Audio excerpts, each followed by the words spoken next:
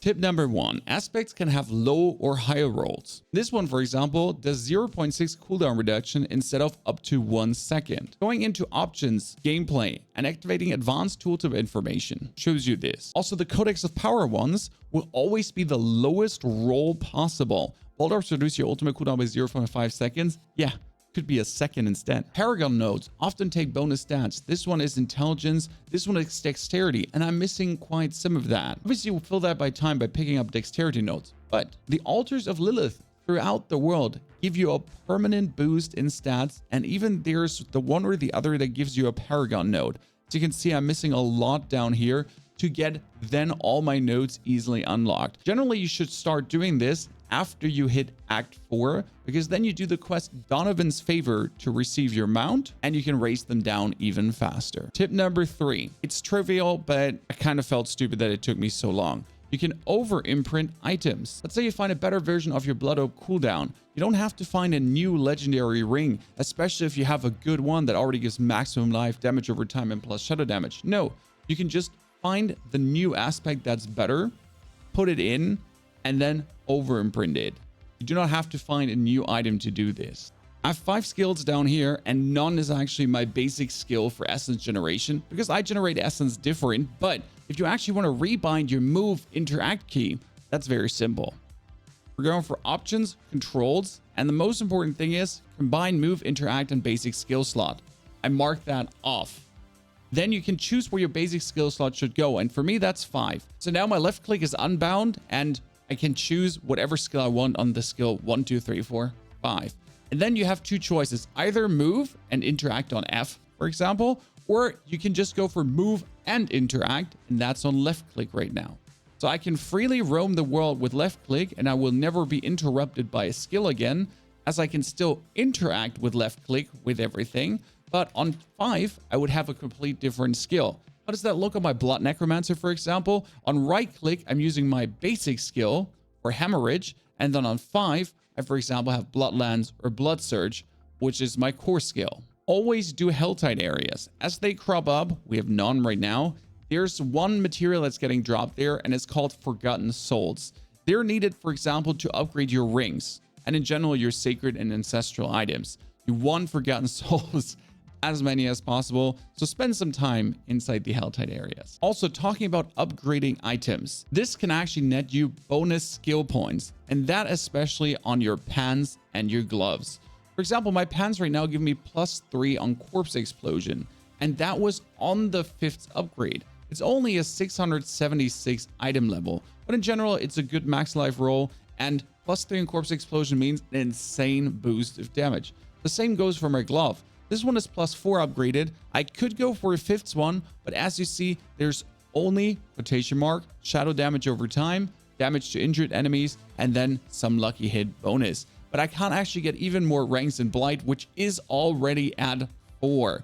It would be if the roll is 3 instead of 4 Blight, then I could, with a final upgrade to 5, actually get the bonus skill point. And as you can see here, Forgotten Souls again. This, for example, has only 2. Upgrade once, upgrade twice, upgrade 3 times, upgrade 4 times, and the 5th time now would give me that bonus point in Blight, making it up to +3, but I'm still would not be having the perfect 4 because it was a low roll, therefore in generally not worth it.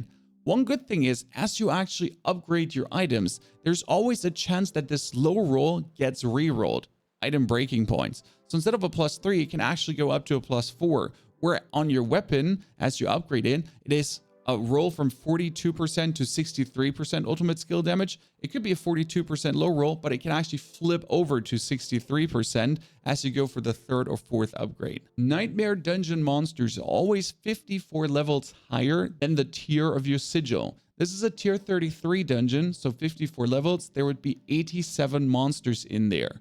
And I'm level 75. Technically, for optimal XP gain and grinding speed, you want to be in the 3 to 4 level range. So for me, that would be roughly tier 25 Nightmare Dungeons. Rerolling stats on rare items is a billion times cheaper than it is on legendary items. You can replace the dexterity, the willpower, the overpower damage for 30,000 here. But if we would be going for the legendary, that's already triple the cost, and you would also need to use Fiend Roses that you get from Helltide areas. Better to find a rare item with good stats, reroll something, then imprint your aspect to upgrade it. Circling back to the Altars of Lilith, you want to anyways do them to hire the Renown of your region, because end of the day, that's plus max Obols, and yes, you will hit your Obol cap really fast as you hit Helltide areas, but it also gives you 4 Paragon points, and that's 1 whole level. The fastest way to get your Renown up is definitely go for Altars of Lilith and side dungeons together. As you can see, I'm missing 13 dungeons, and every dungeon gives you 30 Renown. That would be easily able to just fly me through here everything. The Altars of Lilith are anyway situated always very close to dungeons or around dungeons in general. And as you can see here, there's 1, 2, 3 dungeons, and then there's another 6 statues around. So you can do these dungeons as you're picking up the statues of Lilith, which is also a nice way to actually get to level 50. That's why I recommend to actually hit Act 4 really fast to get your mount. And then as a way to actually get higher level, you can do that combination. If you then level up an alt character, and I'm doing that with my second right now, that's level 36. And the only thing this character is doing is dungeons and Altars of Lilith, and getting that way to level 50, but already having 3 regions here, Renown up for the bonus skill points and everything. Obviously, if you make another softcore character, that Renown is shared between the characters, which means if you want to level up your Renown, you don't have to do it on your main character. You can do it on an alt character and already level him up while doing so. As you're playing with friends, you do get bonus experience, and that one is very interesting in dungeons, because if you stand at the very beginning of the dungeon and your friend would clear the complete dungeon because you're AFK quickly having a bite or anything, you would still get all the experience gained there. And especially when it comes down to nightmare dungeons, you need to go to the toilet, take a dookie or whatever.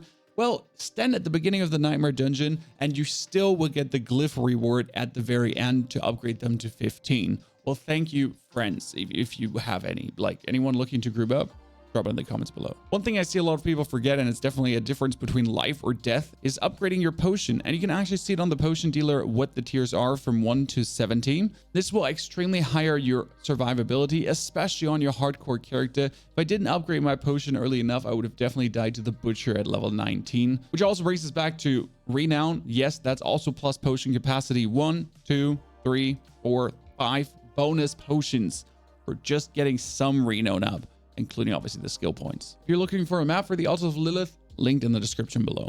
As you get to the later levels, Obols will feel useless. That's because you're clicking the wrong items. You notice the golden sheen around here? Well, surprise, that's going to be sacred items. But you notice the white sheen around these items? Well, that's actually going to be ancestral items.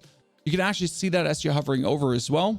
And yes, I just did roll the perfect 5% on Bonestone Barrier. I hope these tips could help you with some growing pains throughout the game. If there's anything you still want to know, drop it in the comments below. Either follow up video or I'll be reading your comment and giving you an answer, and the community will obviously help as well. Now, if you're looking to level a Summoner Necromancer or also a Shadow Necromancer that's absolutely just flying through dungeons, that is the 1 to 70 video, but also 70 plus for the Shadow Necromancer.